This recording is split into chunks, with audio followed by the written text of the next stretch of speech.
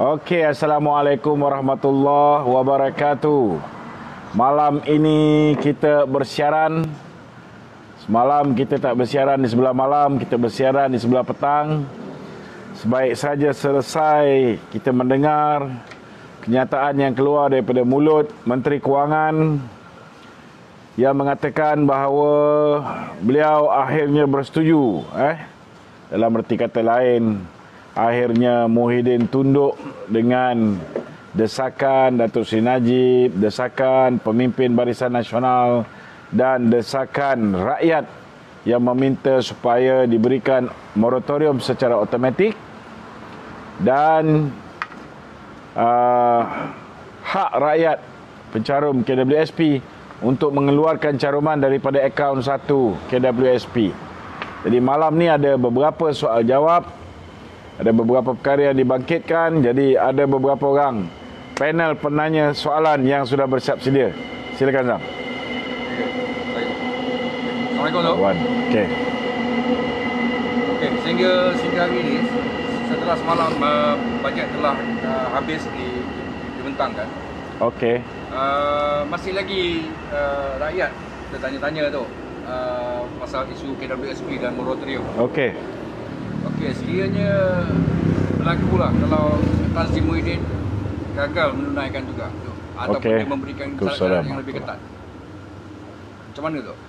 Apa akan jadi? Okey, pertama sekali sokongan yang diberikan oleh ahli-ahli parlimen daripada Barisan Nasional ialah setelah mendapat assurance ataupun jaminan daripada Menteri Kewangan bahawa mereka bersetuju dengan syarat kita untuk memberikan moratorium secara automatik kepada mereka yang terjejas.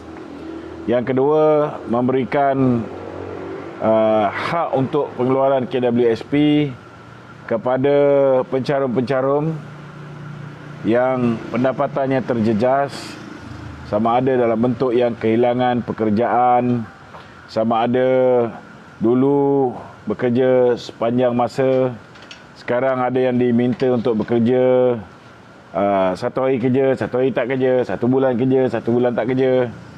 Ada yang dulu boleh ambil overtime, tapi sekarang sudah tak boleh ambil overtime. Dulu pendapatan melalui perniagaan mereka okey, sekarang ni merosot ketika berhadapan dengan COVID. So inilah antara benda-benda yang telah pun kita dapat mandat dan kita dapat persetujuan daripada Menteri Kewangan dan juga Perdana Menteri. Namun tuan-tuan, apa yang telah pun diluluskan pada 26 hari bulan, iaitu hari semalam, adalah kelulusan di peringkat dasar. Di peringkat dasar, selepas ini 11 hari akan ada sesi perbahasan di peringkat jawatan kuasa. Jadi bila berbahas di peringkat jawatan kuasa ni, akhir sekali akan diundi sekali lagi. Diundi sekali lagi. Dan kalau lepas yang itu, barulah dikira sudah pun mendapat kelulusan Dewan Rakyat. Kemudian kena bawa pergi Dewan Negara pula. Jangan lupa itu ada maknanya kena dapat juga kelulusan Dewan Negara. Namun sekiranya dalam tempoh lebih kurang 15 hingga 20 hari ni, sekiranya kita dapati bahawa mereka ni cakap tak serupa bikin. Contohnya janji nak mempermudahkan rakyat untuk mengeluarkan KWSP. Contohnya dia kata mereka yang terkesan, kan? Ada setengah-setengah dia boleh tunjukkan bukti. Dulu dia kerja, lepas tu kena berhenti. Adalah surat cuti ataupun surat kena berhenti, boleh ditunjuk sebagai bukti. Betul tak? Dulu pendapatan sekian banyak, sekarang sekian banyak. Kalau orang tu meniaga secara formal, bolehlah tunjuk akaun bank, akaun perniagaan. Kalau tidak pun boleh tunjuk akaun bank. Betul tak?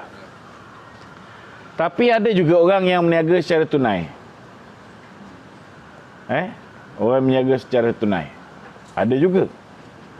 Ada juga orang yang dia selalu dapat duit, orang bagi tips saja pendapatan dia. Contohnya gali kubur ke, ada juga. Jangan lupa gali kubur pun kan. Lepas tu pemandu teksi biasa ada meter. Tapi itu pun tak sempurna lah, tak sempurna. Ini pemandu teksi satu lagi aspek yang kita nak kena tekankan. Sebab pemandu teksi ni dia tidak dapat layanan yang sesempurna macam setengah-setengah pihak. Teruk dia orang kena.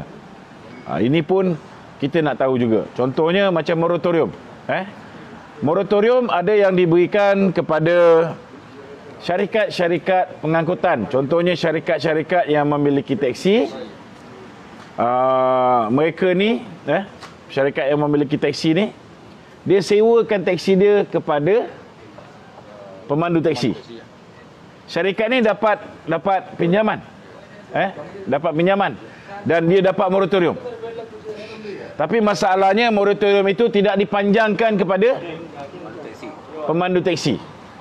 Dan dalam tempoh PKP ni ada juga teksi-teksi yang ditarik. Yang ini kerajaan kena perhalusi. Dan kita juga tidak mahu ada setengah-setengah orang dia hidup, dia tak ada rumah dia sendiri. Dia menyewa rumah. Dan dalam tempoh PKP ni, owner-owner rumah ni dapat moratorium. Tetapi moratorium ini tidak dipanjangkan kepada penyewa. Maknanya sewa rumah yang sama. Dan ada setengah-setengah tu yang begitu zalim, sehingga kan bila penyewa rumah tu tak boleh nak bayar sewa rumah, mereka ini disingkir keluar, dihalau keluar daripada rumah. Jadi sepatutnya kerajaan kena prihatin macam ni.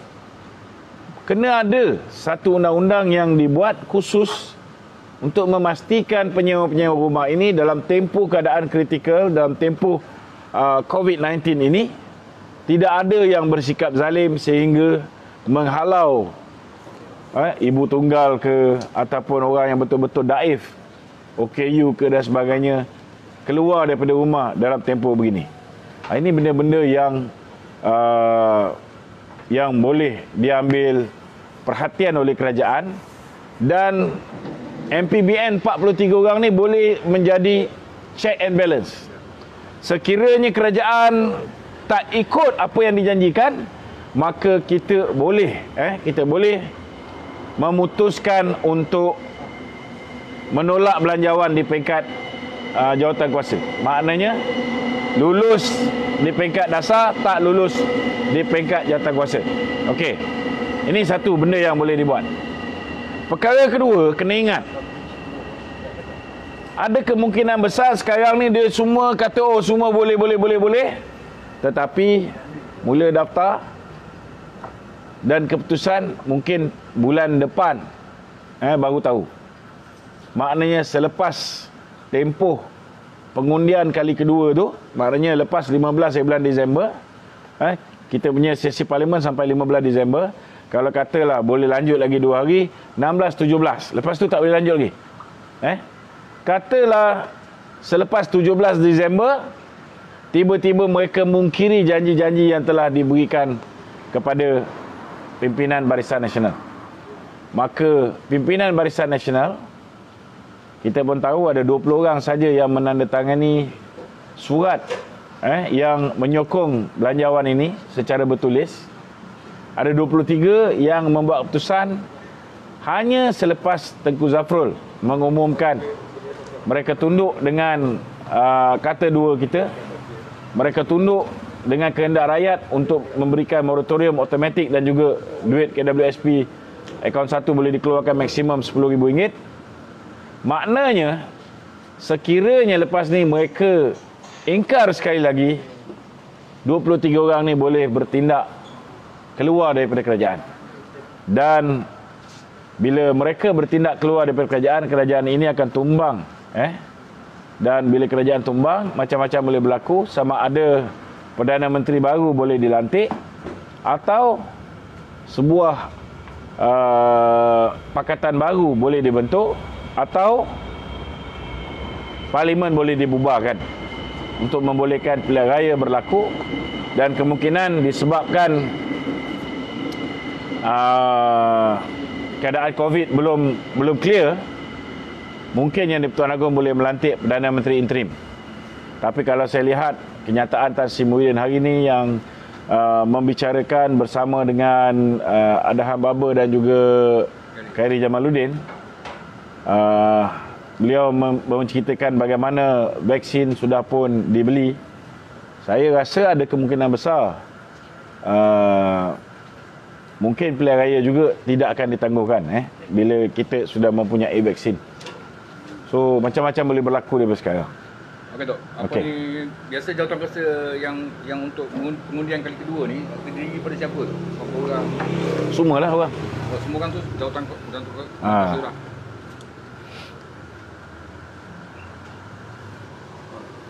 Okey, ada soalan lain? Okey Datuk. Saya tengoklah. Sekiranya apa yang dijanjikan tu ditunaikan, kan? Ya. Yeah. Maknanya rakyat dah happy lah. Happy ya. So adakah gerakan nak menjatuhkan kerajaan sekarang ni akan diteruskan juga? Perlu diteruskan juga ke? Ada dia simple. Okey. Kena bezakan di antara menyokong Muhyiddin Yassin dengan menyokong belanjawan. Dua perkara yang berbeza.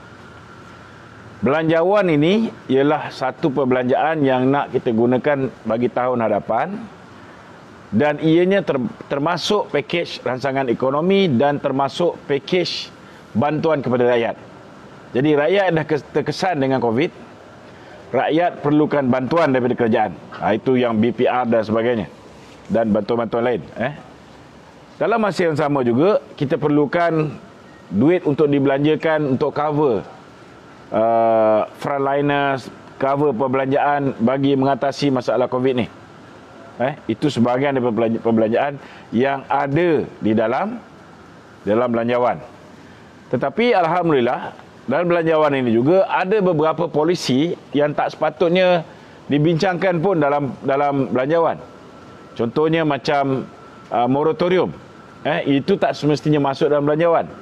Itu kerajaan sendiri boleh buat keputusan. Begitu juga dengan kebenaran mengeluarkan duit daripada akaun KWSP. Ini juga tak perlu masuk dalam belanjawan, kan? Tetapi kerajaan itu perlu membuat keputusan.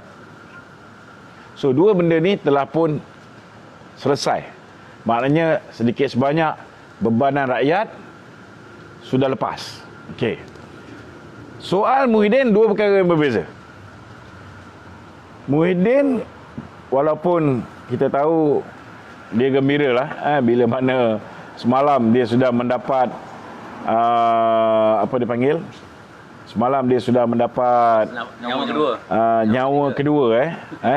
Dia ingat orang sokong belanjawan tu sokong dia lah, kan. Ini pun Muhyiddin pun bengap juga, kan. So apa ni, dia merasa selesa, dia merasakan bahawa sokongan ini bermakna bahawa dia akan kekal jadi Perdana Menteri. Oh tidak. Tidak sama sekali. Jangan berangan. So belanjawan. Muhyiddin.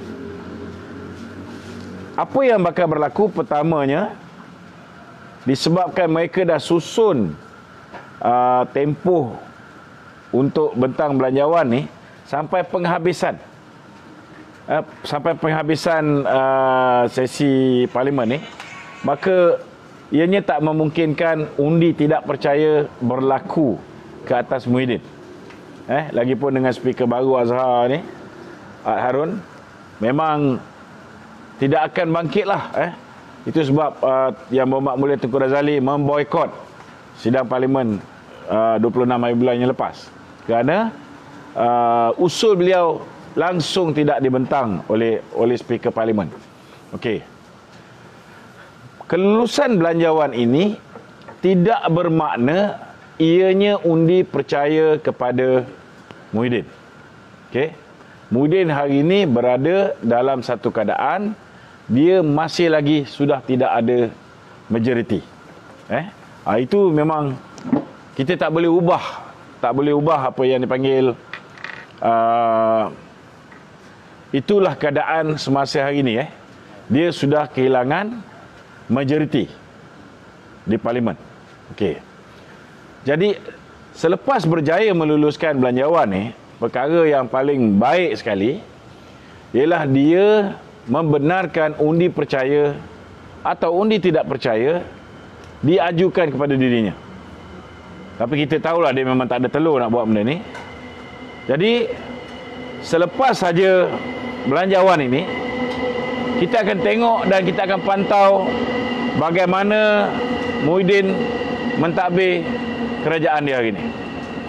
Kalau dia masih meneruskan kezaliman ke atas kepimpinan UMNO, dia masih meneruskan pembekuan duit UMNO, walaupun mahkamah sudah memutuskan, dua mahkamah sudah memutuskan supaya duit itu diserahkan pada UMNO.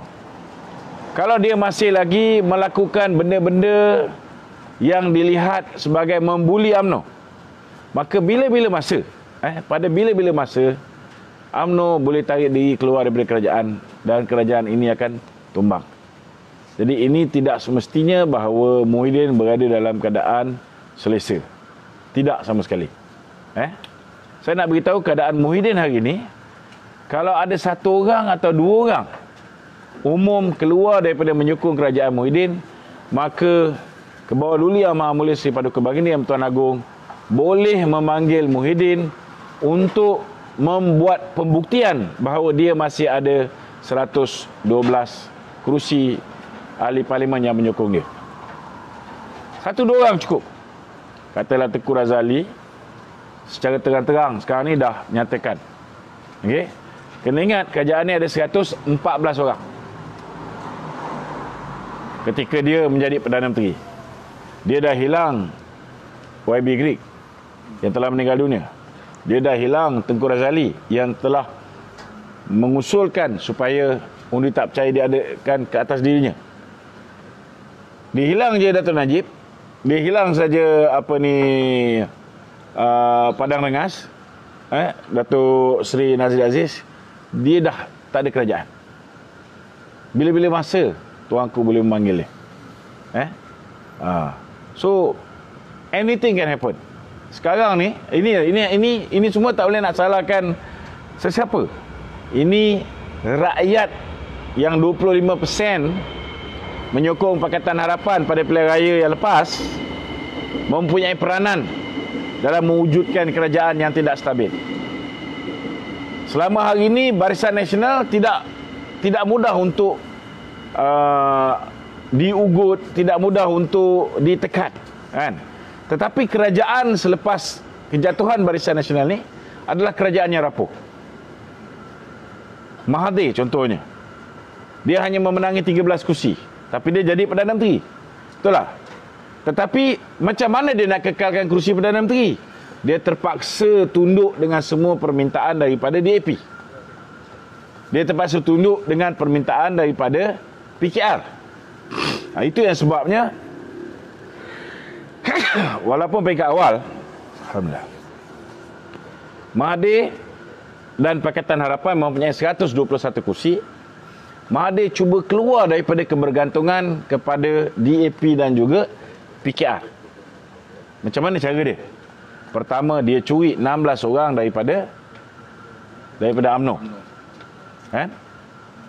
Kedua, dia curi pula 9 orang daripada PKR. Itu yang menyebabkan hari ini dia ada 32 orang yang mewakili Bersatu. Dia punya harapan dia boleh curi lebih banyak daripada UMNO supaya jumlah kerusi dia lebih daripada PKR yang memenangi lebih kurang 49 kursi ataupun 48 kursi, kan? Supaya dia tak perlu handover. Bila tiba masanya, dia tak perlu handover kepada Anwar Ibrahim. Tetapi kalau misalnya tidak berlaku fitnah ke atas Barisan Nasional, tidak berlaku pembohongan terancang oleh Mahathir and the gang, termasuklah Claire Russell Brown, termasuklah Wall Street Journal, termasuklah Loretta Lynch, bekas pegawai negara Amerika Syarikat, tidak lupa orang macam Andre Xavier Justo yang membantu Tun Dr. Mahathir untuk melakukan fitnah, termasuklah orang DAP seperti Lim Guan Eng, orang DAP seperti Tony Phua yang telah memomokkan, memberikan impression yang sangat buruk terhadap Barisan Nasional. Kalau benda ni tak termakan di rakyat yang 25% yang menyokong Pakatan Harapan pada pilihan raya yang lepas, maka sudah pasti kita ada kerajaan yang kuat dan stabil. Hari ini kerajaan kita rapuh. Kau tak dengar cakap kita pasal moratorium, kau tak dengar cakap kita pasal KWSP, kau akan hilang kerajaan. Nampak? Ini kesan akibat perbuatan mereka sendiri. Ini kesan termasuklah perbuatan Muhyiddin Yassin yang memfitnah kita. Akhirnya yang menjadi padah ni datang pada dia balik. Okay, ada soalan tu. Ya. Banyak orang kata dalam keadaan UMNO ni PAS ni tak tentu lagi nak ikut UMNO ke nak ikut BBM ke. Tu sekiranya ada pilihan raya, kalau terjadi 3 penjuru, ramai yang kata keputusan selepas pilihan raya tak ada siapa yang boleh membentuk government. Tu maknanya kita back to square one lah. Apa komen tu? Saya setuju. We might go back to square one. But if we go solo with BN, we will perform much more better compared to the last election. Sebab BBM ni beban. Bukan. Kita kira matematik mudah. Dulu UMNO bertanding 122 kursi. Dalam keadaan kita kena fitnah, kita kena kata, kita kena macam-macam, kita masih boleh menang 54 kursi. Tapi kalau kursi UMNO ni kita bagi PAS dah menang 18, kita tak boleh kacau. Kena pulang balik 18 ni. Di Johor dia tak ada wakil, di Melaka dia tak ada wakil. Katalah setiap negeri ada wakil. Kita menyantuni PAS, mana kawasan yang PAS tak ada orang, kita letak orang PAS. Kurang-kurang 30 kursi akan hilang. Maknanya yang tinggal untuk UMNO, bukan BN yang tinggal untuk UMNO hanya ada 92 kursi. Okey? Still okey. Kita tak boleh bentuk kerajaan. Tetapi kalau PAS menang semua, kita menang semua, kita masih boleh membentuk kerajaan. Kan? Mungkin ada sikit bantuan daripada MCA, sikit bantuan daripada MIC dan bantuan daripada kawan-kawan kita di Sabah, Sarawak, GPS. Okey, kita boleh membentuk kerajaan. Tetapi kalau kita bekerja sama dengan Bersatu.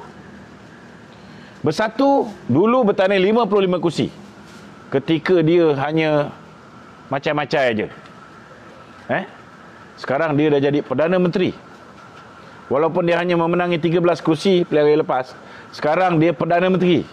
Sekarang dia nak 58 hingga 60 kursi. Yang UMNO bertanding dulu, dia nak 58 hingga 60 kursi. Agak-agak dia boleh dapat tak 58 ni? Tak boleh lah. Tak boleh dapat. Okey bang. Agak-agak dia memang tak boleh dapat. Tetapi dalam kedudukan dia sebagai Perdana Menteri, busuk-busuk akhirnya UMNO terpaksa serahkan 40 kursi. Takkan dulu dia bukan Perdana Menteri, dia boleh bertanding 55 kursi. Sekarang dia dah jadi Perdana Menteri, dia tak boleh dapat 40 kursi. Nampak tak? So apa pilihan yang UMNO ada? Kalau otak UMNO yang memikir bagi pihak UMNO ni ialah Setiausaha Agung Barisan Nasional, Anwar Musa. Apa ada dalam otak Anwar Musa? Dalam otak Anwar Musa, kita ada kursi yang mencukupi untuk semua, PAS, UMNO dan Bersatu. Ini otak Setiausaha Agung Barisan Nasional. Maknanya baki tinggal 92 kursi tu, UMNO kena bagi berapa? 40 kursi pada Bersatu. Berapa tinggal untuk UMNO? 50 lebih lah.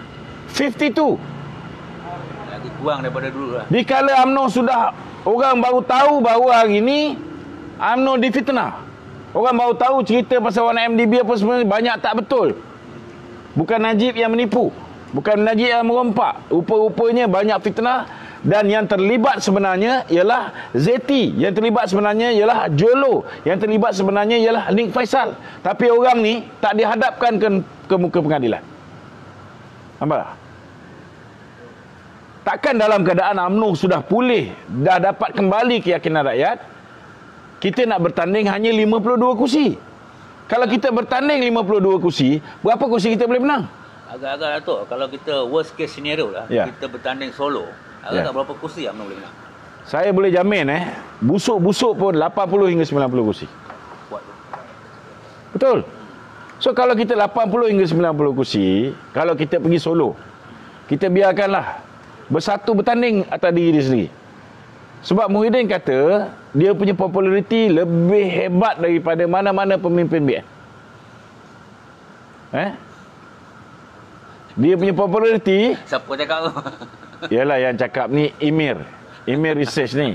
Rais apa? Husin. Kenapa dia tak suruh Lokman Adam cakap? Kan? Kalau dia tanya aku akan cakap dia memang popular, lebih popular daripada Nik Haji. Itu je. Betul tak? Okey, maksud saya tak. Ini benda ni kita kena tangkap. Ramai orang tak faham kenapa aku menentang benda ni. Okey. Dalam keadaan katalah the best case scenario, UMNO menang semua 52 kursi, PAS menang semua 30 kursi, PPBM menang 40 kursi. Siapa akan jadi Perdana Menteri? PPBM lah. Sebab apa PPBM? Sedangkan UMNO menang 52 kursi. By rights, majority akan jadi Perdana Menteri. Betul tak? Tapi disebabkan kita bergabung dengan sebuah parti yang membuli, yang mana minority control the majority. Ini rosak sistem demokrasi kita ni. Mereka tetap akan mahu jadi Perdana Menteri. Takkan kita nak tunduk sekali lagi bagi dia jadi Perdana Menteri? Sudah pasti tidak. Betul tak? Berdasarkan pengalaman kita kena buli sepanjang tempoh 9 bulan bersama dengan Muhyiddin ni, mampus kita takkan bagi dia jadi Perdana Menteri balik. Tapi kalau kau tak bagi dia jadi Perdana Menteri, apa akan terjadi? Dia akan tarik 40 orang ni join 140. Join 100 orang yang kalah. Maknanya Pakatan Harapan. Mereka akan ada 140 orang. Dia panggil Syamuddin and the gang 8 orang. Mereka ada 148 orang. They got 2/3 majority. Dia boleh hapus Raja-Raja Melayu. Dia boleh hapus sistem berparlimen kita daripada kerajaan beraja, berperlembagaan kepada sebuah republik rakyat Malaysia. Apa kita boleh buat? Kawasan-kawasan DAP dia boleh tambah. Contohnya Seputih, dia boleh tambah, pecahkan jadi 3 kawasan parlimen. Bukit Bintang 3 kawasan parlimen. Sebab kawasan penduduknya padat. Maknanya akan ada 30 lagi kawasan untuk DAP. So apa akan berlaku?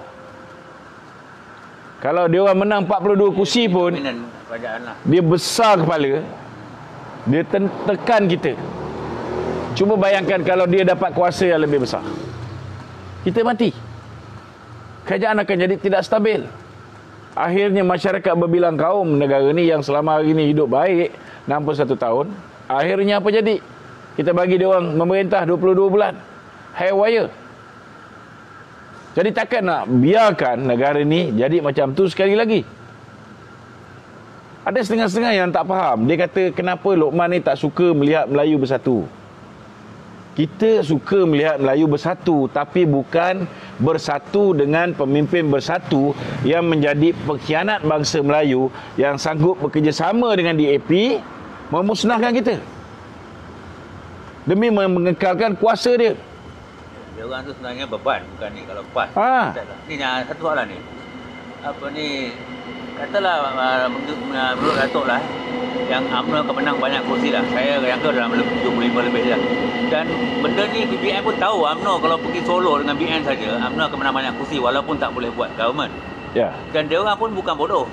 So dia orang tahu kalau dia orang pergi election, UMNO pergi solo, dia orang dengan PAS, dia orang pun tak boleh buat government. So dia orang takkan benarkan UMNO jadi kuat sebelum election. Apa yang akan buat kan? Tak, itu sebabnya sekarang ni pertama sekali yang ini basic ni kita kena faham. Kalau kita bersama dengan bersatu, we will perform worse compared to 2018. Performance kita, prestasi kita, dikala kita paling bangsat dalam sejarah lah dengan cerita 2018. Kita masih lagi boleh menang 54 kursi. Tapi dikala kita dah kuat, dah dapat keyakinan rakyat, tiba-tiba kita bertanding 52 kursi saja. Macam mana kita nak menang lebih daripada 54? Takkan ni pun tak boleh fikir. Betul tak? Jadi benda ni kena betulkan dulu. Kalau otak pemimpin kita tak boleh faham benda ni, masih lagi ada terfikir nak bekerjasama dengan Muhyiddin. Aku cakap ni sebab sehingga hari ni, minta maaf cakap lah, kira-kira masih lagi bekerjasama dalam pilihan raya akan datang, sebahagian kursi UMNO ni akan diberikan kepada Bersatu. Yang ini UMNO kena betulkan. Kalau misalnya pilihan raya ni berterusan, UMNO masih lagi bagi kursi dekat Bersatu, masih lagi benarkan Muhyiddin bertanding di Paguh tanpa ditentang, masih lagi membenarkan Azmin Ali bertanding di Shah Alam, okey, maka kita tak ada pilihan. Kita kena buat sesuatu. Kita tak boleh ikut. Ada soalan. Masa mula-mula kita PKP dulu, Datuk Najib bagi idea pada Muhyiddin dan dia terus terima idea tu. Tapi yang dapat nama Muhyiddin, orang puji abahku aku. Tapi sekarang, walaupun dia terima last minute dengan cara tak ikhlas, orang puji Najib. Sekarang ni populariti Najib naik lebih daripada dulu lagi kan. Orang dekat wall Muhyiddin pun orang bukan kata terima kasih Muhyiddin, orang kata terima kasih Najib. Terima kasih Najib. Orang ingat wall Najib dah tutup ke, orang pergi kata tahniah Najib dekat wall Muhyiddin. So sekarang ni populariti Najib dah naik balik. Saya rasa Muhyiddin tak happy ni. So rasa-rasanya apa dia akan buat pada Najib ni? Adakah dia akan bagi satu trial yang adil pada Najib? Tak adalah. Aku daripada dulu lagi dah beritahu bahawa Najib will never get a fair trial. Lebih-lebih lagi bila aku dapat tahu bahawa dia sudah mengerjakan, dia sudah buat kerja, dia dah menghantar 2 orang untuk berjumpa dengan hakim-hakim di Mahkamah Rayuan. Minta maaf cakap. Maknanya Datuk Seri Najib will never get a fair trial. Itu je. Dan bukan setakat Datuk Seri Najib, Datuk Seri Zahid pun, mereka akan pastikan Datuk Seri Zahid akan kena. Mereka akan pastikan Tengku Nan akan kena. Mereka akan pastikan orang macam Tok Mat Maslan, Tan Sri Syaril, orang macam Bung Mokhtar, Aziz Rahim, semua ni dia akan kena. Ini belum lagi dia gunakan lembaga hasil dalam negeri. Aku besok pun sepatutnya kena submit dokumen pada lembaga hasil dalam negeri. Mereka sedang kerja dengan kita habis-habisan. Tapi kita kena lawan. Kita tak boleh biarkan mereka ini menyeksa kita. Kalau kita biarkan, kita tunduk, kita tak lawan, lagi sedap dia lanyak kita. Kita lawan. Kena tindakan mahkamah. So what? Dia boleh terus penjarakan kita? Tak boleh. It will take few years. By that time, we are already in power. Then we will show them what we can do. Siapa yang menzalimi pemimpin-pemimpin UMNO ni, kita heret mereka ke muka pengadilan. Siapa yang menyalahgunakan kuasa. Okey, katalah kita pergi solo dengan BN dan kita menang banyak kursi. Ada risiko yang orang cakap kalau siapa yang meletakkan calon-calon kita dekat kursi yang menang tu, ada kemungkinan dia orang bila lepas PRU ni tak boleh buat kerajaan dan PBM ada kursi sikit. Ada juga yang calon-calon ahli parlimen UMNO akan lompat masuk PBM supaya jadi kuat dan back to square one balik. Adakah itu sebabnya sekarang ni okey. Dia ada satu solusi lah solusi ni perlu pengorbanan. Katalah kita menang 80 kursi, tengok 30 orang lompat bagi PBM. Ambil contoh sekarang ni kita ada Datuk Zahid. Datuk Zahid Presiden UMNO. Tapi kita ada seorang pemata yang telah dizalimi. Kita ada Datuk Seri Najib. Kenapa tidak kalau Datuk Zahid memimpin UMNO, Datuk Najib memimpin Barisan Nasional. Betul tak? Kalau kita boleh letak Datuk Najib kembali sebagai pengurusi Barisan Nasional, beliau akan lead kerajaan ini untuk menentang kerajaan Muhyiddin. Peluang untuk kita menang pilihan yang akan datang lebih cerah. Sebab kalau kita letak Datuk Najib menentang Muhyiddin, kalau orang nilai dari segi kepimpinan, sudah pasti jauh lebih baik Datuk Najib. Kalau Datuk Najib menentang Anwar Ibrahim, dari segi kepimpinan pun jauh menyerlah. Anwar is not even tested. Kalau Datuk Najib menentang Tun Mahathir sekalipun, orang dah boleh menilai dan boleh membuat penilaian dari segi fakta bagaimana Datuk Seri Najib menguruskan ekonomi negara, dengan bagaimana Tun Mahathir bukan setakat dah kencing rakyat, tetapi gagal mentadbir negara, merosakkan hubungan diplomatik Malaysia dengan negara-negara jiran, merosakkan ekonomi kita. Jadi orang boleh nilai dengan mudah. Jadi kalau pemimpin kita ni boleh berlapang dada, boleh berlapang dada, kita angkat balik Datuk Najib jaga BN, Tok Mat dengan Datuk Zahid jaga UMNO. Cantik lah. Sebenarnya orang Pilihan Bangsa lagi suka sebab apa? Dia tak mahu Presiden UMNO jadi Perdana Menteri. Okey, tak apalah. Kita tak payah, kita jangan tunjukkan banyak kita punya tak suka tu. Betul tak? Lagi kau tekan orang yang macam ni, akhirnya mana Najib sebagai Presiden UMNO, kita punya Presiden BN baguslah tu.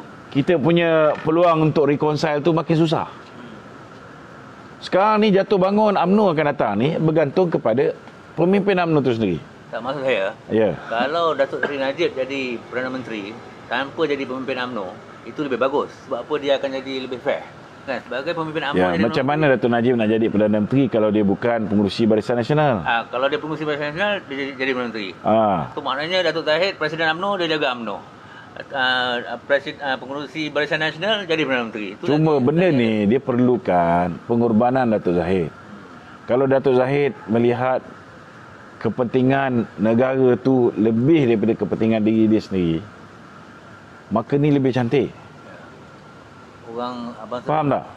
Sebab sekarang ni kita berada dalam senario bukan negara ni kaya raya, bukan negara ni tidak ada masalah, bukan negara ni tidak ada masalah kegawatan ekonomi. Kita berada dalam krisis. Disebabkan kita berada dalam krisis ni lah, kita perlu seorang pemimpin yang well tested, yang sudah teruji, ada track record, yang rakyat percaya, yang pelabur-pelabur asing yakin dia boleh pulihkan negara ni, mereka boleh bawa masuk duit ke dalam negara ni.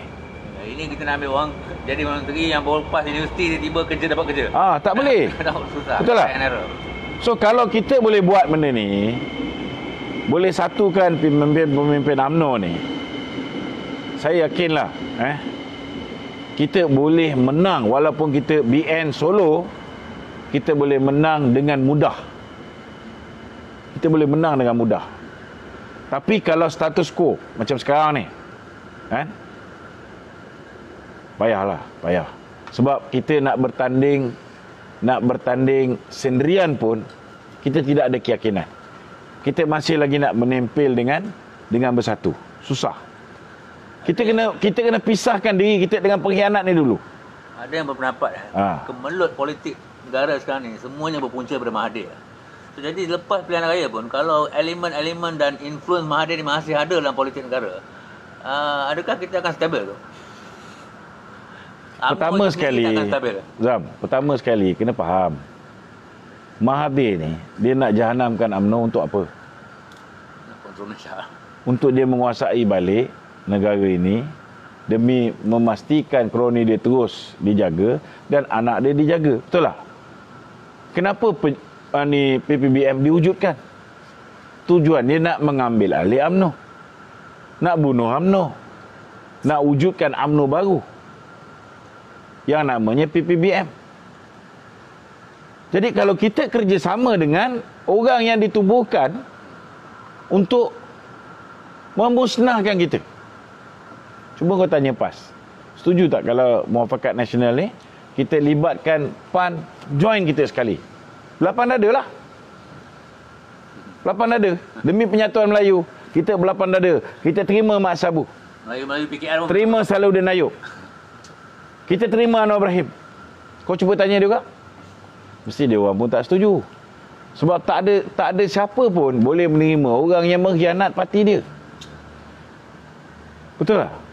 Luka masih berdarah. Bukan masalah luka masih berdarah. Masalah dia, ini orang yang matlamat dia memang nak menghancurkan kita. Nak memusnahkan kita. Kalau dia nak kerjasama dengan kita, apa tujuan PPBM nak kerjasama dengan kita? Dia parti yang kuat. Nak pakai undi. Presiden dia popular, lebih popular daripada parti dia. Betul tak? Presiden dia lebih popular daripada, kononnya lah lebih popular daripada parti UMNO. Kau bertanding jelas sendiri. Kenapa tak nak? Kenapa nak kena bergantung dengan UMNO juga? Kenapa nak kena masuk pilihan raya bersama UMNO? Kerana dia mahu kuota kita.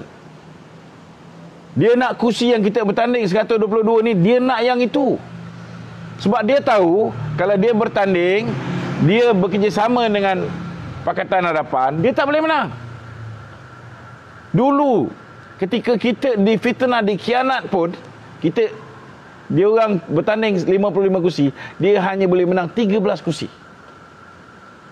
Itu sebab dia hantar Muhyiddin masuk ke dalam Muafakat Nasional bersama dengan Perikatan Nasional, supaya bila berhadapan dengan pilihan raya, dia boleh ambil kursi kita. Bila kita tak bertanding kursi banyak macam kat Sabah, kita dah ada apa dipanggil, testimoni. Kita suruh bertanding 73 kursi. Tapi last kali kita bertanding berapa? 42 kursi. Apa jadi? 14 je kita dapat. Ada penyokong-penyokong kita yang biasa undi Barisan Nasional, pergi ke petak mengundi, cari Barisan Nasional, tak jumpa. Yang dia jumpa, yang rupa macam Barisan Nasional, Perikatan Nasional. Maka dia pangkal yang tu. Itu pun dia orang dapat hanya berapa kursi? 11 kursi. Betul tak? Jadi kena betulkan dulu.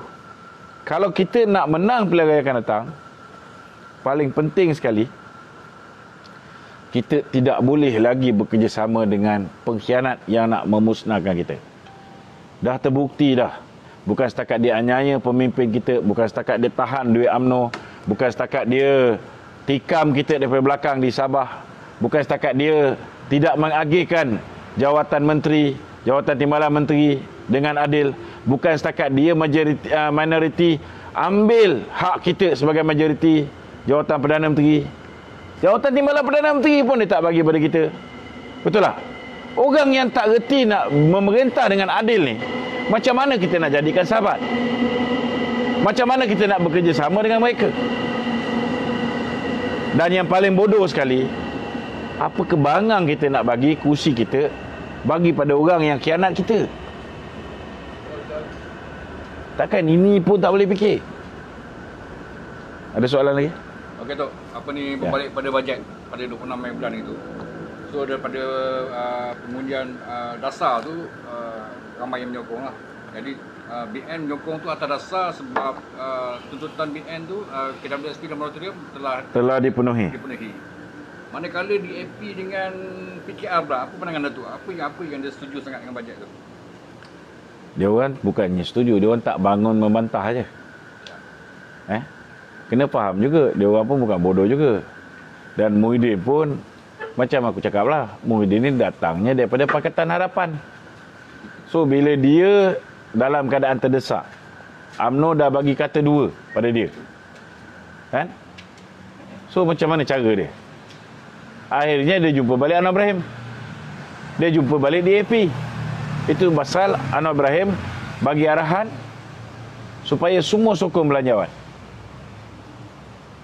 Anwar Ibrahim pembangkang, ketua pembangkang. Ketua pembangkang bagi arahan suruh sokong belanjawan Muhyiddin. Maknanya apa tu? Maknanya apa? Takkan kau tak faham lagi? Kalau kau bangang sangat, kau bagi lagi kursi dekat Bersatu, lepas pilihan raya kau rasa dia ke mana? Dia pula jangan DAP. Tak boleh fikir. Bukan kata kita ni pandai, tapi this is very simple logic. This is very simple logic. Okey Tok, ni untuk pengetahuan rakyat Malaysia lah Tok. Semenjak Muhyiddin ambil alih kerajaan pada bulan Februari yang lalu, banyak perkara yang dia minta nasihat daripada, bukan minta nasihat lah, dia akan ikut apa yang Datuk Seri Najib sarankan untuk memulihkan keadaan COVID, ekonomi dan sebagainya. Jadi Datuk Najib ni lebih kepada untuk menjaga rakyat tu. So bila bajet baru-baru ni pun sama Datuk Najib kemukakan lah pasal rintihan rakyat ni. Dia perlukan moratorium dengan KWSP untuk kesinambungan hidup lah. Jadi kalau katakanlah anda kata satu hari nanti Datuk Najib dipenjarakan oleh media ni, apa akan jadi pada rakyat Malaysia ni? Kat siapa dia nak mengadu untuk?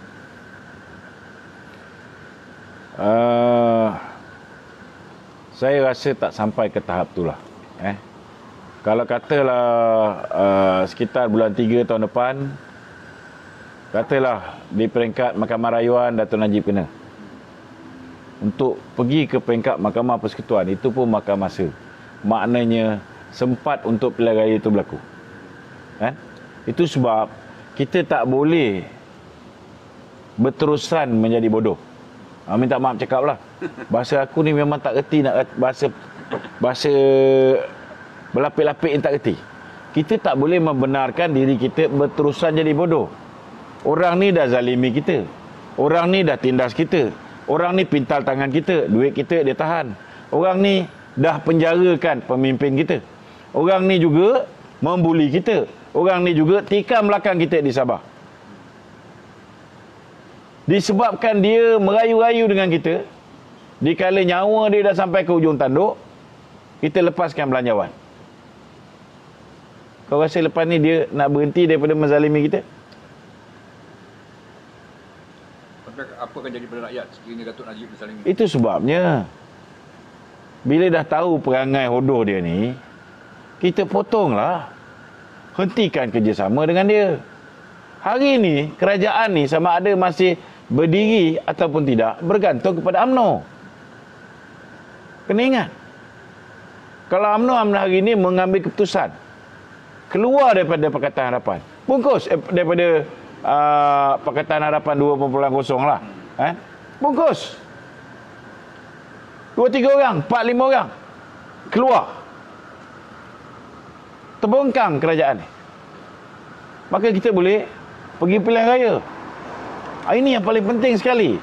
Yang paling penting sekali, kita kena segera pergi kepada pilihan raya.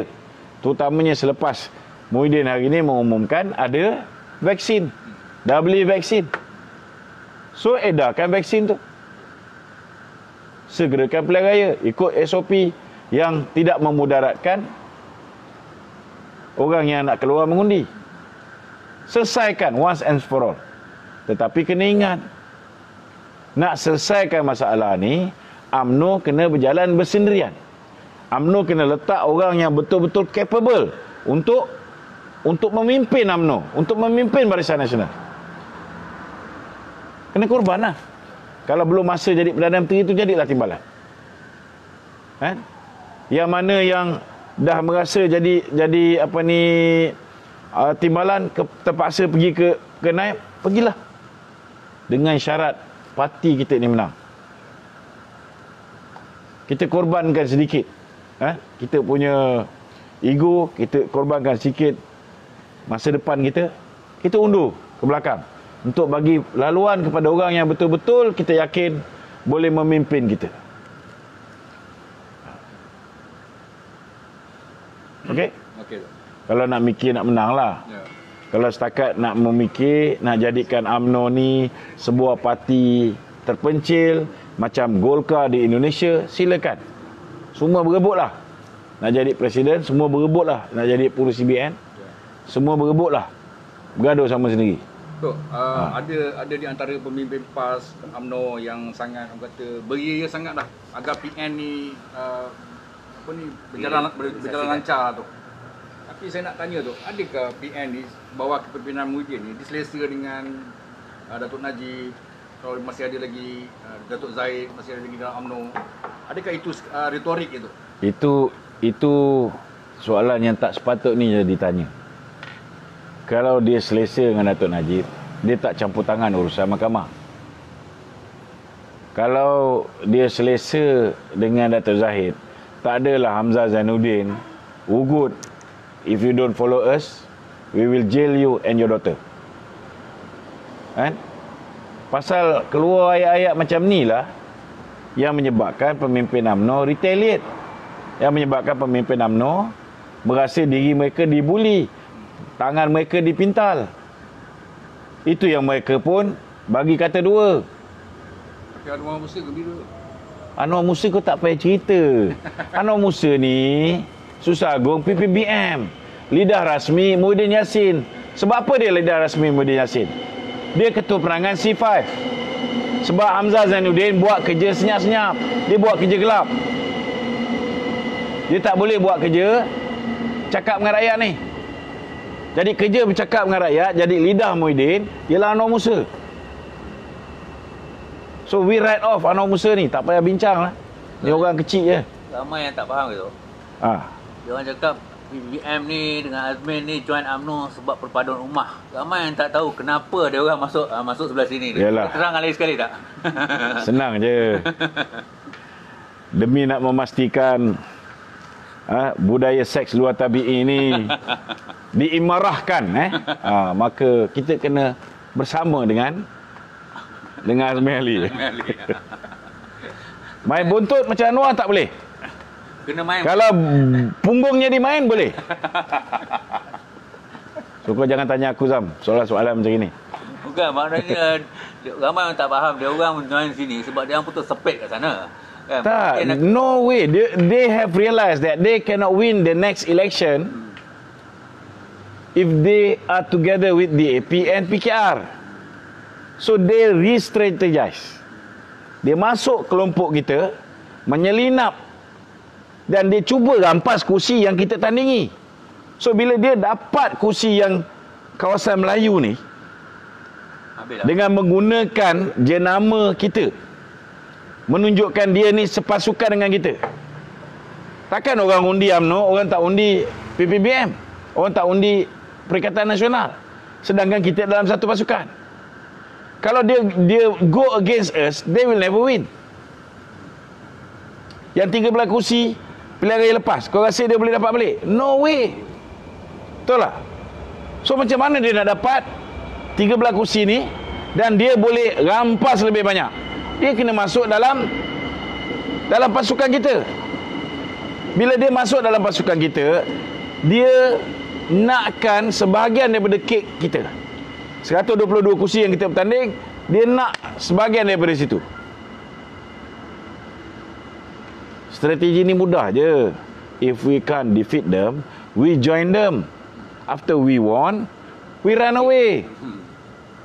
We bring that cake to Pakatan Harapan back.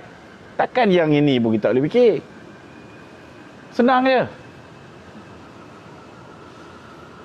Takkan kau terpedaya dengan Muhyiddin kerana dia baca doa. Maknanya sebenarnya perpaduan yang kita harapkan daripada BBM ni sebenarnya akan memecah Jangan haraplah. Kita balik lah. Hanya orang bodoh je boleh kata perpaduan dengan Muhyiddin ni. Kerja dia nak menjahanamkan kita, kan? Mari sini. Okey. Jadi saya rasa cukuplah untuk malam ni. Dah panjang dah ni. Berapa minit dah kita? Sekian. Wabillahi taufiq wal hidayah. Wassalamualaikum warahmatullahi wabarakatuh.